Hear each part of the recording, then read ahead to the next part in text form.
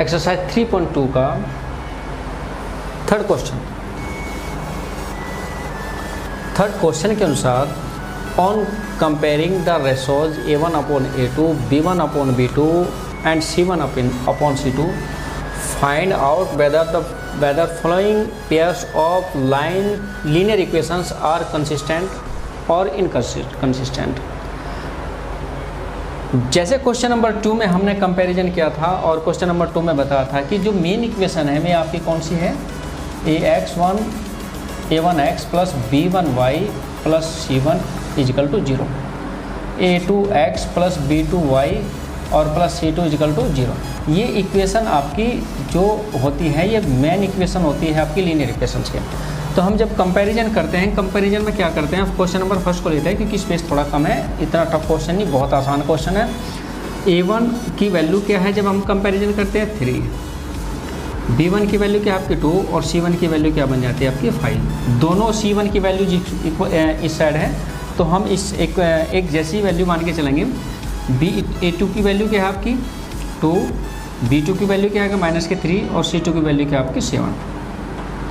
इस तरह से जब हम रेशोज को कंपेयर करते हैं A1 अपॉन A2, A1 की वैल्यू क्या है 3 अपॉन A2 की वैल्यू है 2, B1 अपॉन B2, B1 की वैल्यू 2 और B2 की वैल्यू आपकी 3। तो हम देखते हैं कि सबसे पहले तो हम यही देखना है कि दोनों इक्वल वैल्यूज इक्वल है, नहीं ये प्लस के है माइनस की है, इसलिए क्या है ये 3/2 है, ये 2/3 है, तो यही वैल्यू आपकी इक्वल नहीं है। B1 अपॉन में B2, अगर यही वैल्यू आपकी इक्वल नहीं है तो क्या है आपका कंसिस्टेंट, क्या बन जाएगा आपका कंसिस्टेंट। ठीक है, तो इसका क्या है, लीनियर इक्वेशंस आर क्या है इन कंसिस्टेंट सॉल्यूशन। तो यहाँ पर बन जाते हैं लीनियर इक्वेशन इज इनकंसिस्टेंट। दूसरा लेते हैं, सेकंड पार्ट करते हैं। A1 की वैल्यू क्या है आपकी 2, B2 की वैल्यू B1 की वैल्यू क्या है आपकी -3 और C1 की क्या बन जाती है आपकी 8। इसी तरह से A2 की वैल्यू क्या आपकी 4, B2 की वैल्यू क्या आपकी -6 और C2 की वैल्यू क्या आपकी 9। जब रेशोज को कंपेयर करते हैं A1 अपॉन A2, A1 की जगह 2 और A2 की जगह 4, 2 1 2 2 2 4 क्या है 1/2। B1 अपॉन B2, B1 की वैल्यू क्या आपकी -3 और B2 की -6, -3 1 2 3 2 6, ये भी 1/3 आ जाता है। C1 अपॉन C2 की क्या वैल्यू आपकी 8/9, ये क्या बन जाती है 8/9। हम यहाँ क्या देख रहे हैं कि दोनों तो इक्वल हैं लेकिन C1 अपॉन C2 की वैल्यू आपकी इक्वल नहीं है, थोड़ा डिफरेंट है। दस हम क्या लिखेंगे, A1 upon A2, B1 upon B2, C1 upon C2। A1 upon A2 and B1 upon B2 are equal but C1 upon C2 are not equal. तो ये क्या है, अगर ऐसी कंडीशन में आता है तो हम लिखते हैं इनकंसिस्टेंट। ठीक है, ऐसी स्थिति में सॉल्यूशन तो आपको लिखना है हमेशा इनकंसिस्टेंट। बाकी जो बचते हैं दो टाइप के, पैरेलल हो गया या ऐसा हाथ है, तो आपको लिखना है कंसिस्टेंट। अब इसके थर्ड पार्ट की तरफ पढ़ते हैं। A1 की वैल्यू क्या कंपैरिजन हम करते हैं, जब कंपैरिजन करने पे क्या A1 की वैल्यू 3/2, B1 की वैल्यू क्या है आपका 5/2, C1 की वैल्यू क्या है आपकी 7। ऐसे ही A1 की अपॉन A2 की अपॉन 9 इजकल टू B2 की आपकी वैल्यू है -10 और C2 की आपकी है 14। तो कंपेयर करते हैं A1 अपॉन A2। A1 की जगह क्या लिखें 3/2, A2 की 9 की नीचे 1 मान लेते हैं, क्या आता है 3/2 मल्टीप्लाई 1 ऊपर चलेगा, 9 नीचे, 3 1 3 3 3 9 क्या आ गया 1/6। इसी तरह से B1 अपॉन B2, B1 की जगह 5/2 और B2 की जगह -10। तो यहाँ क्या देखते हैं 5/2 ऐसे कैसे 10 के नीचे 1 मान लिया, 1/10 आ गया, -5 1 5 2 10 क्या आएगा 1/-4। तो हम क्या देख रहे हैं कि A1 अपॉन A2 और B1 अपॉन B2 की वैल्यू इक्वल नहीं है। तो हम क्या लिखेंगे 10, थर्ड वैल्यू की तरफ हम नहीं चलेंगे जब दोनों वैल्यू इक्वल नहीं होती है। A1 upon A2, B1 upon B2 are not equal. तो क्या आ गया आपका वही पहले वाला सॉल्यूशन कंसिस्टेंट। ठीक है, तो थर्ड पार्ट भी आपका आ गया। फर्स्ट पार्ट में आपका सॉल्यूशन है कंसिस्टेंट, सेकंड में इनकंसिस्टेंट, और थर्ड में फिर क्या आता है कंसिस्टेंट। अब बढ़ते हैं इसके फोर्थ पार्ट की तरफ। फोर्थ पार्ट में वही कंपेरिजन करेंगे। A1 B1 की वैल्यू को हम A1 B1 C1 की वैल्यू हम कंपेयर करते हैं।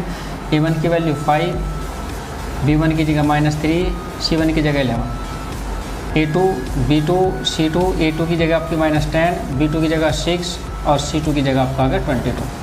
तो जब हम कंपेयर करते हैं रेशो में A1/A2 B1 A1/A2 की जब वैल्यू देखते हैं तो 5/1 - 10, 5 1 5, 5 2 10 -1/2। अब हम क्या देख रहे हैं B1 B2, B1 की वैल्यू क्या है -3 और B2 की क्या है आपकी 6, 3 1 3, 3 2 6 -1/2। अब हम देख रहे हैं कि B1 B2 और C1 C2 की वैल्यू तो आपकी इक्वल आ रही है, लेकिन अब B1 B2 की A1 A2 की वैल्यू इक्वल आ रही है, लेकिन अगर हम आगे बढ़ते हैं C1/C2 पे, C1/C2, C1 की जगह 11 और C2 की जगह 22। क्वेश्चन में देखना है कहीं आपने -22, करेक्ट। ये यहाँ पर जो क्वेश्चन में -22 है, तो -22 11 1 12 कितना का 1/-2। हम देख रहे हैं कि तीनों वैल्यूज आपकी क्या है इक्वल है। तो हम क्या लिखेंगे A1/A2, B1/B2 और C1/C2 बोथ आर इक्वल। तो क्या लिखेंगे कंसिस्टेंट। इनकंसिस्टेंट हमें किस कंडीशन में लिखना है, जब A1/A2 और B1/B2 तो बराबर, लेकिन C1/C2 आपके बराबर नहीं होता। ऐसी ही कंडीशन में आपको इनकंसिस्टेंट लिखना है, बाकी कंडीशन में आपको क्या लिखना है कंसिस्टेंट लिखना है। इसके फोर्थ पार्ट की तरफ बढ़ते हैं। फोर्थ पार्ट पे क्या दिया इसने, फोर्थ पार्ट में A1 की कंपैरिजन करेंगे A1 B1 और C1 से।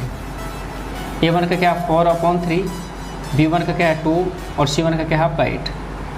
A2 B2 C2, एक 2 की जगह 2, B2 की जगह 3, C2 की जगह 12। तो कंपेयर करते हैं इसकी रेशो के अनुसार A1/A2, A1 की जगह 4/3, A2 की जगह 2, क्योंकि ये तो इनकम्प्लीट फ्रैक्शन थी। तो 4/3 × 1/2, 2 से 2 2 4 क्या आ गया 2/3। फिर करते B1/B2, B1 की जगह 2/3 क्या आ गया 2/3। C1/C2 क्या आ गया, C1 की जगह 8, 12, 4 2 8, 4 3 12, ये भी 2/3 आ गया। तो हम क्या देख रहे हैं, तीनों वैल्यूज आपकी इक्वल है A1/A2, B1/B2 और C1/C2। ये तीनों वैल्यूज आपकी इक्वल है, तो यहाँ पे लिखेंगे आपका सॉल्यूशन कंसिस्टेंट। ठीक है। तो इसकी क्वेश्चन नंबर 3 के इसने 5th पार्ट दिए थे, 5 इसने पार्ट्स इसके दिए थे, 5 पार्ट्स इसके थे।